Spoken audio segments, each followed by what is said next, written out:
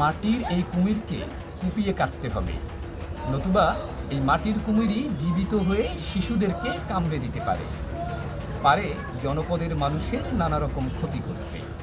এরকম লোককথা রয়েছে মানুষের মুখে মুখে। বহমান কাল থেকেই পৌষ মাসের শেষ দিন সংক্রান্তির বিশেষ উৎসব পালিত হয়ে আসছে। আসলে গ্রেগরীয় বর্ষপঞ্জি অনুসারে বছরের 14ই জানুয়ারি থেকে বিভিন্ন দেশের নানা অঞ্চলে পিঠেপুলি খাওয়া, ঘুড়ি ওড়ানো, পটকা ফাটানো কিংবা ফানুস উড়িয়ে এমন উৎসব পালন হয়ে আসছে হাজার বছর ধরে।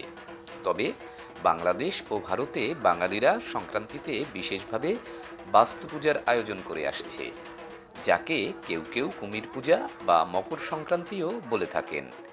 হিন্দুদের মতে বাস্তু দেবতা হলেন মানুষের বাড়িঘরের আত্মা বা অধিপতি। তার বাহন মকর বা কুমির। কুমিরের আরেক নাম মকর। প্রাচীন লোকবিশ্বাস অনুযায়ী এই দিন বাস্তু দেবতার সাথে বিশেষভাবে পূজিত হয় কুমিরও। তাই উৎসবকে মকর সংক্রান্তিও বলা হয়। লোককথা রয়েছে, পুজোর সময় মাটির তৈরি কুমিরকে এক কোপ দিয়ে কেটে দিতে হবে, নতুবা মাটির কুমিরই আবার জীবিত হয়ে শিশুদের কামড়ে দিতে পারে, করতে পারে জনপদে মানুষের ক্ষতি সাধন। আসলে মানুষের বাস্তুভিটা রক্ষায় দেবতাকে সন্তুষ্টির জন্য এই আয়োজন এক চিরায়ত লোকজ উৎসব।